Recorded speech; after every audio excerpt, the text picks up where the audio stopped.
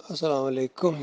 یہ سورہ فاتر کی آیات بالکل واضح اور صاف اور کھول کھول کر ایمان عقیدے کی بات کو بیان کرتی ہیں، اور خاص کر یہ سماع موتا، مردوں کے سننے کا عقیدہ شرک کی جڑ ہے۔ یہ ڈاکٹر عثمانی رحمۃ اللہ علیہ نے اپنی کتابوں میں، لٹریچر میں اس طرح ہیڈنگ کے ساتھ لکھا کہ سماع موتا کا عقیدہ شرک کی جڑ ہے۔ کہیں کہا کہ حیات نبی فی القبر کا عقیدہ شرک کی جڑ ہے۔ کہیں وحدت الوجود اور وحدت الشہود اور حلول کو شرک کے ستون قرار دیا۔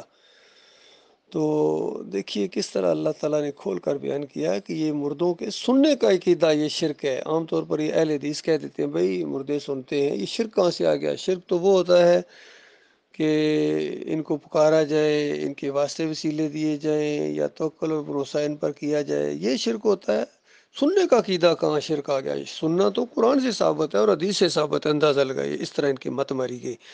تو یہ آیات بالکل ان کے خلاف جاتی ہیں اور ان کے باطل عقائد کو پوسٹ مارٹم کرتی ہیں، اور یہ سارے اس کے اندر اس مشرکانہ عقیدے سے کوئی نہیں بچا ہے۔ نہ یہ صوفی بچے ہیں، پیر بچے ہیں، نہ یہ مولوی بچے ہیں۔ احمد بن حنبل سے لے کر ابن تیمیہ، ابن قیم، ابن حجر عسقلانی، امام نووی، اعلیٰ حضرت ابو العلا، ڈاکٹر سرار، ڈاکٹر نائکس اور علی انجینئر، توصیف الرحمن راشدی، معراج ربانی، سارے کے سارے اسی قبر کی طرف اشارہ کر کے کہتے ہیں کہ یہاں برزخ ہے۔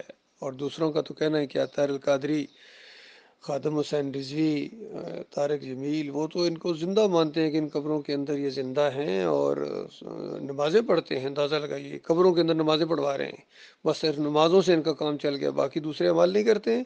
تو اس طرح یہ شرک کے دائی بن گئے ہیں، یہ قبر پرست، یہ گنبد پرست، اور گنبد پرستی اور قبر پرستی اب یہ خالص بت پرستی کی شکل اختیار کر گئی۔ ان مسلمانوں کی یہ مندر ہیں، عبادت گاہیں ان کی، جس طرح دوسری قوموں کی بھی ہوتی ہیں، ان کی بھی اسی طریقے سے یہ سومنات کے مندر ہیں۔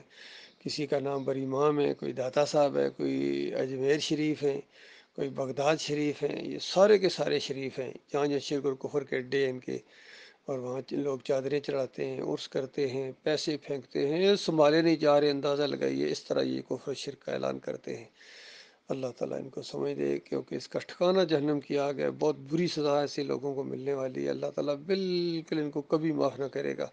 اللہ تعالیٰ نے اعلان کر دیا، ان اللہ لا یغفر ان یشرک بہ ویغفر ما دون ذلک لمن یشاء۔ کہا اس شرک کی معافی نہیں ہے، باقی ہر گناہ کی معافی موجود ہے۔ چور، قاتل، ڈاکو، فریب کار، ہر گناہ گار معاف ہو جائے گا ایک نہ دن، لیکن یا علی مدد کے نعرے لگانے والا، یا رسول مدد کے نعرے لگانے والا، یا بغداد والے مدد کے نعرے لگانے والا، پھر ان کے واسطے وسیلے، بے حق فلاں، بے حرمت فلاں والے، تعویذ گنڈے والے، عرس اور میلے والے، اور رکوع اور سجدے والے۔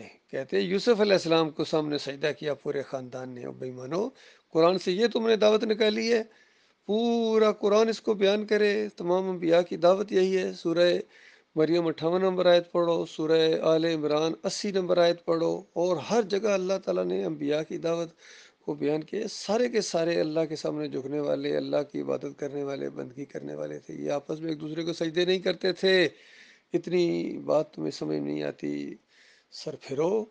تو اس طرح انہوں نے انسانیت کو گمراہ کیا، ان مشرک مفسرین نے۔ جو زندہ ہیں ان کے لیے تلافی کا موقع ہے میرے بھائیوں، پلٹو ایمان خالص کی طرف، اور جو مر گئے ہیں ان کے لیے اب تلافی کا کوئی موقع نہیں ہے، وہ گئے مرے گئے، شرک کے اوپر جو مر گئے۔